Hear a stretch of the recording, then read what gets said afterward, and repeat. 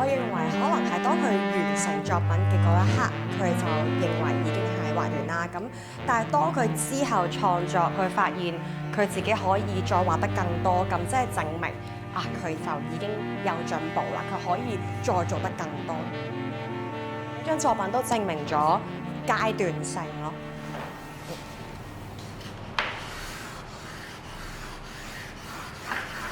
成品啊，我覺得成品係一個完整概念嘅記錄嘅一個終點嚟嘅。作為作者，你認為佢完成嘅時候，其實喺我眼中佢就係完成。所以有時唔一定嗰件事要好複雜，或者嗰件事可以好簡單、好抽象。但係當你完成咗之後嘅嗰種呈現，你解釋得到、講到呢件事嘅流程，我認為呢個就係一個成品。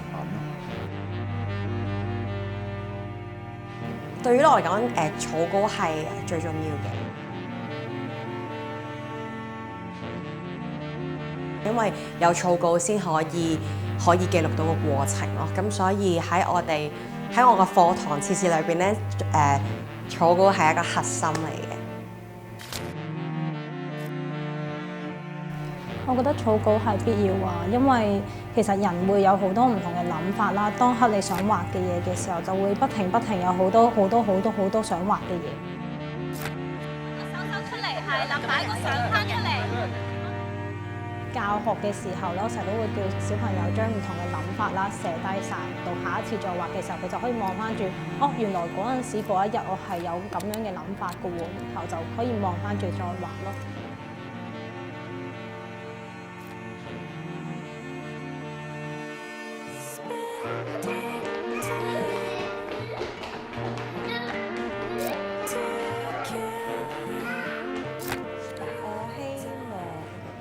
細個會希望啊，如果有一個咁樣嘅地方可以學畫就好啦。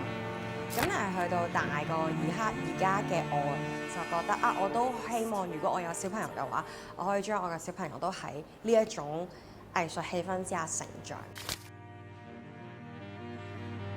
我覺得一月藝社係一個好有人情味嘅地方嚟嘅。呢度嘅人係會好注重交流啦，好注重相處啦。只要你會願意花呢個時間留喺度，你就會知道呢個地方係會好着重你嘅諗法嘅，亦都好着重你個人點樣去表達呢件事。而我哋都好希望喺呢個交流裏邊，大家都有啲得益。所以我覺得係好罕有嘅喺呢件事上面。我會話係一個開始咯，課程啦，同埋或者係我自己嘅個人啦，都係一個新嘅開始。我諗應該係包容性啦，咁要有足夠嘅包容嘅地方，咁先可以有更加多嘅可能性。咁希望喺嚟到 studio 嘅人都會覺得呢度有無限嘅包容啦，同埋有被尊重嘅感覺。